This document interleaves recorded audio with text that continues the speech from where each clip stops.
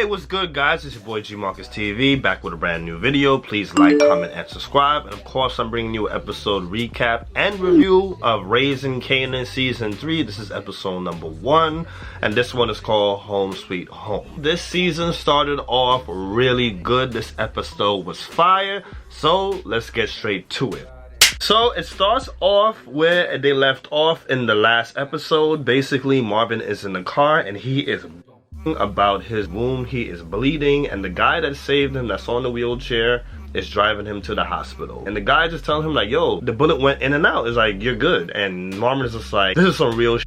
So he just goes like, try taking one to the spine. Mind you, this guy is in a wheelchair, of course. Then it cuts to Rock. She's in the hospital. She got shot in the last episode in the arm. Then it goes to Lou. He's in the studio, and the cops is doing their investigation. They're doing the whole crime scene in the studio. So Unique's brother, he gets out of jail, and like, he seemed like he is a no good type of dude. He's just eating his cereal. So Unique comes in. His girl tells him, hey, you didn't tell your brother was getting out. So he didn't even know his brother was getting out. So they had a little small talk, and he asks Unique, did you get cut? Unique denies it. He points out Unique's hand and says, oh, there you go, still lying. So Rock, she gets interrogated by the cops, and she tried to put things on Clown Camacho, the guy that used to run the studio with Lou.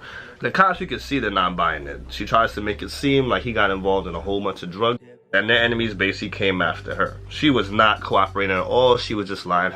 Then they cut to Lou. Lou's basically doing the same thing. So Howard ends up popping up to the hospital that Rock's at, and Burke ends up popping up to the hospital also. So she tries to expose the shit out of Howard, but it does not work. It backfires in her face. So the captain takes her outside, and he basically fires her. Like, he gives her a suspension, but you know, basically he's firing her. And it turns out that they had like a connection prior to her being a cop, where he knew her mom. Basically gave a little backstory on Detective Burke. So Stefani gets on Sal's about the shootout that happened. So he's just like, yo, it's hot right now, we're gonna have to send you to New Jersey. He was so paranoid about everything, he didn't even want to talk inside of the shop. So now it cuts to Rock's new house, and she's basically saying, yo, like, I'm gonna need some help to move things around.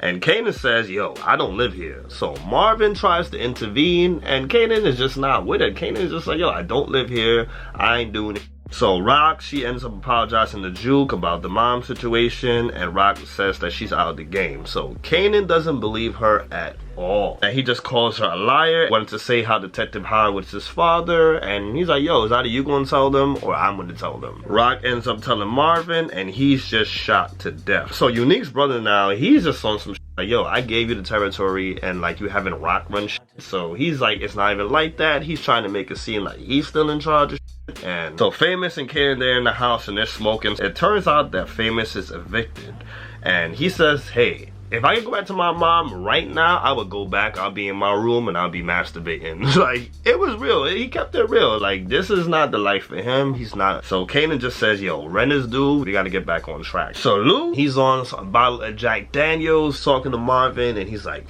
Rock, like, she did Scrap dirty for nothing. He didn't even snitch. And Marvin is in disbelief, but he's just like, all right, there's a reason why Scrap died. She didn't just kill him for nothing. So Jukebox, she ends up seeing a job coach, and there was nothing that she was interested in except for singing. Rock and Howard, they ended up visiting Kanan, and Howard is saying, we basically gotta stick together. The feds is on us, FBI is getting involved, we gotta stick together. So Kanan is just looking at him like, yo, what's going on? Y'all getting back together? He basically tells her like, yo, Burke knows everything, so we gotta do something about Burke. Rock and Howard, they look at each other, giving each other that look like, yo, we gotta take this out. Burke now, she's trying to get her job back, and they basically told her like, yo, you've been in a situation with minors, you've been getting some people off for crimes that they committed, you f***ed up a couple of investigations. Like, yeah, they basically shut her down. She basically does not have a job.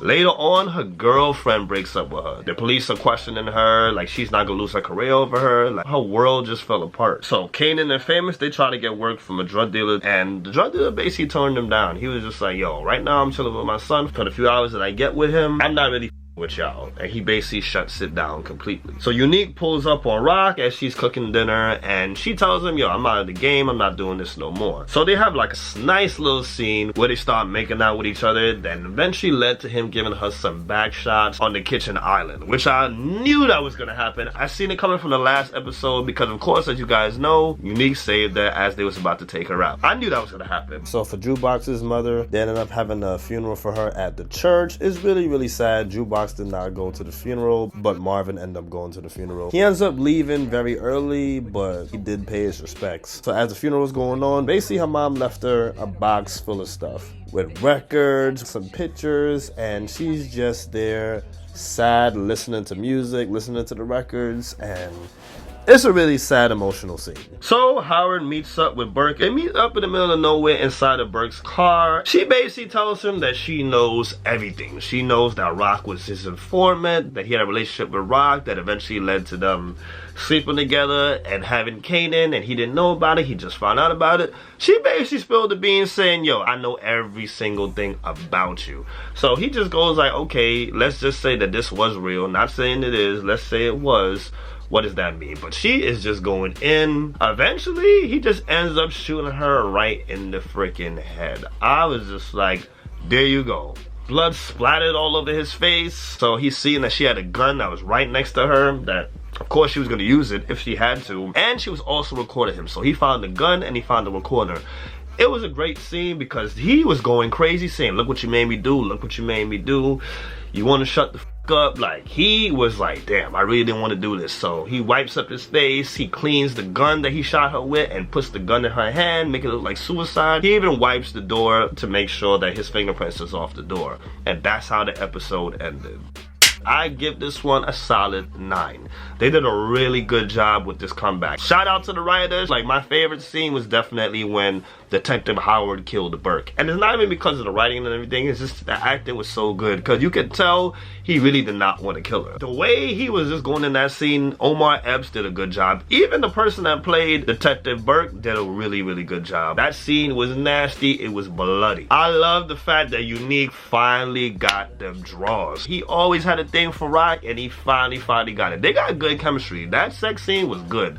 The fact that it was no crazy nudity, you ain't see no titties, no all you just see them was take his shirt off and he pulled her pants down, that was dope. The fact that she hurt her arm and he's like, ow, and then still she came back and took charge, I like love this scene. Another thing I really liked about it was the fact that Jukebox went to go see the job coach, and basically was nothing really crazy out there. The job coach seemed like she was trying to help, but after a while I was just like, okay, well, it is what it is for this kid. But I liked how it seemed like she's trying to get her shit together, trying to get a life. Like, I really like that. Seeing the innocence of this Jukebox character before she turns really, really, really bad. What I did not like about the Detective Burke scene was, it was stupid they wrote it like that to where he killed her like that. Don't get me wrong, I like the scene, but I'm like, come on now. Y'all met inside of a car in a private location? Like, come on, Detective Burke, like, think. That was like really stupid. Like, you ain't got no bulletproof vest on, which that wouldn't have made a damn that would have made a difference because she got shot in the head. You ain't got no backup, you ain't got nothing. All you have is a tape recorder, which is kind of smart because she probably felt like, all right, he wouldn't do me like this. They could have met in broad daylight somewhere in a park, some shit. He could have poisoned her. They could have made that better. I like the scene because the acting was really good on both sides, but the fact that that was the setup, that's where it was and everything, that was like really stupid. Comment down below and tell me what you thought about the episode. Tell me what you thought they could have did better, what was trash. Thank you guys for making it to the end of the video. Thank you guys. Make sure you guys like, comment, and subscribe because I bring you videos every single week. And I got other stuff coming too, so definitely stay tuned for that. And you guys can always hit me up on GMarcusTV on Instagram and Twitter. I'm active on both of those accounts. So love you guys. Thank you guys. It's your boy GMarcusTV signing off. Got it. That's a wrap.